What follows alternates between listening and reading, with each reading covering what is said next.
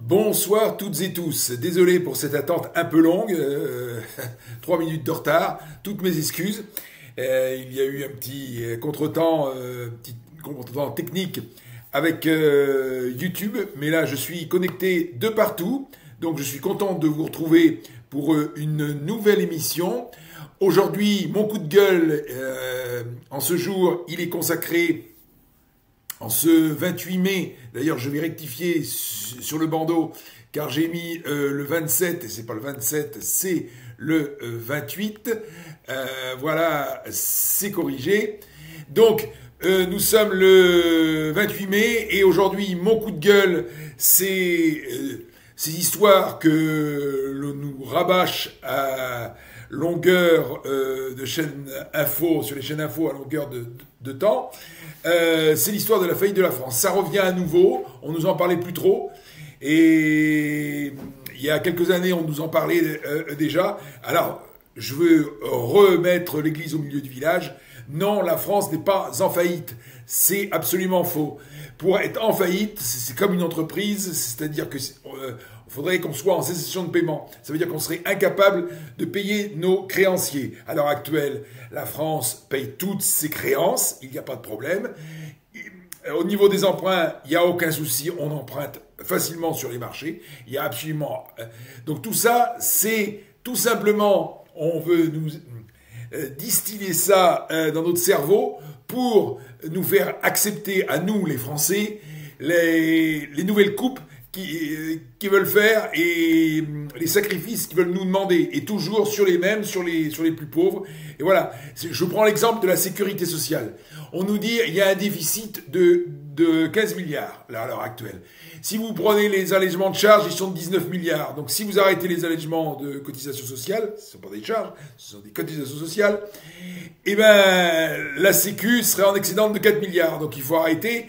On fait exprès de piocher dans la caisse de la Sécu. Et voilà, si vous diminuez les rentrées d'argent, forcément que votre déficit va gonfler, que ce soit pour la Sécu ou pour le reste. Donc, il faut une fois pour toutes que nos dirigeants arrêtent et surtout les politiques de droite et d'extrême droite nous raconter des conneries sur la faillite du pays. La France n'est pas en faillite, il faut se le dire. Voilà. C'est pareil, l'histoire, c'est la faute de l'Europe, mais on peut rien faire envers l'Europe. Oui, l'Europe nous demande de plein de choses, mais nous, on peut taper le poing sur la table. Je rappelle que sans la France, l'Europe n'existe pas. Et au pire des cas, si la France ne veut pas céder, ben, on pourrait à la rigueur sortir de l'Europe. Mais bon, on n'en est pas rendu là. Il faut arrêter de toujours donner des prétextes pour impacter systématiquement les Français et surtout les plus pauvres, pour enlever notre système, voilà, pour nous enlever notre système social qui était et qui malheureusement devient de moins en moins le meilleur du monde.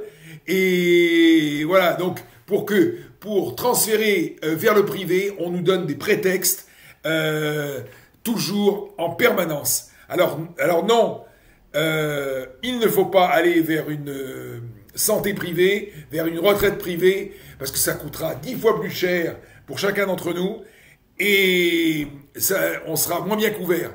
Et en plus, les plus pauvres pourront jamais se soigner ni avoir une retraite. Donc il faut arrêter tous ces fantasmes et toutes ces conneries de soi-disant économistes qui passent sur les chaînes info. C'est comme là, l'autre jour, j'écoutais sur BFM TV, soi-disant que le FMI va nous mettre des sanctions. Mais c'est n'importe quoi. Déjà, il y a qu'eux qui en parlent. On n'a vu sur aucune autre chaîne info ce genre d'informations. Et c'est absolument pas vrai. La France n'est pas la Grèce, ni n'est pas l'Argentine. Il faut arrêter de raconter tout et n'importe quoi. Donc voilà, donc arrêtons de faire peur aux Français. La France n'est pas en faillite, loin de là, puisqu'on paye toutes nos dettes sans aucun souci, hein, ainsi que les intérêts. Donc il faut arrêter de mentir systématiquement aux Français. Simplement, depuis qu'Emmanuel Macron est arrivé, ça s'est amplifié. Pourquoi ? Je ne parle pas du Covid, ça n'a rien à voir, ça tout le monde Malheureusement, dans tous les pays, ça a été le même problème. Non, non, là, je parle du fait qu'il a supprimé l'impôt sur la fortune. Ça, c'est une connerie. Enfin, il a supprimé en partie, et ça, c'est une connerie. Il a continué à accentuer l'allègement de charges qu'avait déjà commencé Hollande avec le CICE et Sarkozy et toutes les autres politiques de droite depuis Chirac. Il faut arrêter ces allègements de charges. Voilà. Et en plus, des allègements de charges sans contrepartie. Et quand on dit allègement de charges, c'est-à-dire, je vous rappelle que votre brut, quand vous passez du brut en net, c'est du salaire différé, c'est pour payer la santé, le chômage et les retraites. Donc, si vous baissez les cotisations, indirectement, vous êtes impacté. Donc, arrêtez de croire qu'il faut augmenter le net pour que votre salaire augmente. Non, non, il faut augmenter le salaire total. Donc, il fallait mettre un vrai coup de pouce au SMIC. Et c'est pareil, on nous sort, on nous serine qu'il y a des postes qui ne sont pas pourvus. Les employeurs ont qu'à être attractifs et payer les gens correctement. Il faut arrêter de vouloir toujours baisser les cotisations.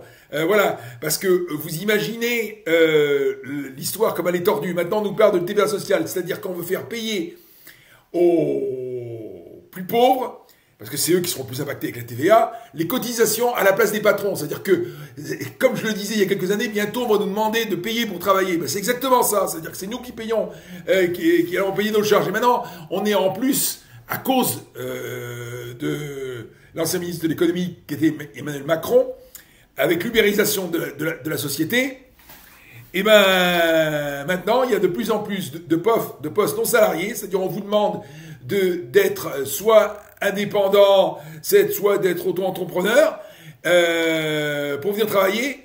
En fait, c'est du salariat caché. On demande en fait aux salariés de payer ses propres charges pour venir travailler. J'ai un journal là, dans mon coin, c'est pareil, ils cherchent un correspondant là à Royan, et c'est un emploi non salarié. Mais c'est honteux de faire ça. C'est honteux.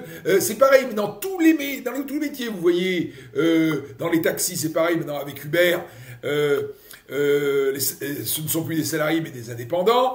Chez les journalistes, on prend des pigistes, des freelances qu'on appelle, qu'on paye pas grand chose, etc., etc. On leur demande de tout. C'est partout pareil, ça devient, on généralise ça. Ou alors, si on est obligé de prendre des salariés, on prend des CDD ou des intérimaires ou en alternance comme ça, comme c'est des contrats précaires, non seulement ils pourront pas être représentants du personnel, mais en plus comme ça ils fermeront leur gueule et on pourra faire ce que l'on veut d'eux. Donc, faut arrêter. On revient 100 ans en arrière. Maintenant, on veut déliter le code du travail. On veut exploiter le plus possible pour avoir le plus de marge possible. Voilà. Donc, il faut que ça s'arrête. Donc, arrêtons cela et il faut absolument qu'on retrouve une France comme elle l'était il y a 25 ou 30 ans, une France avec un système social digne de ce nom, que tous les autres pays du monde nous enviaient. Voilà, c'était rentable. La preuve, entre 97 et 2002, sous Lionel Jospin, le gouvernement a fait du social et ça n'a pas empêché que la sécurité sociale était en excédent. Ça, on oublie de vous le dire. Donc, on peut bien faire les deux sans être en faillite. Donc il faut arrêter systématiquement de stigmatiser. Et là, c'est la petite musique qui sont en train de distiller en ce moment les chaînes info, et surtout BFM qui commence pour nous dire il faut faire des sacrifices. Voilà. Et c'est comme le Premier ministre qui nous dit il faut faire des sacrifices, mais c'est toujours les petits qui en font. Et je rejoins le député LFI qui a bien parlé l'autre jour, parce que c'est toujours LFI qui dit les choses, la France Insoumise, et ils ont raison. Qu'on commence d'abord à impacter les politiques qui, sont vraiment des assistés, au lieu de dire aux autres que ce sont des assistés. Voilà, on commence déjà par...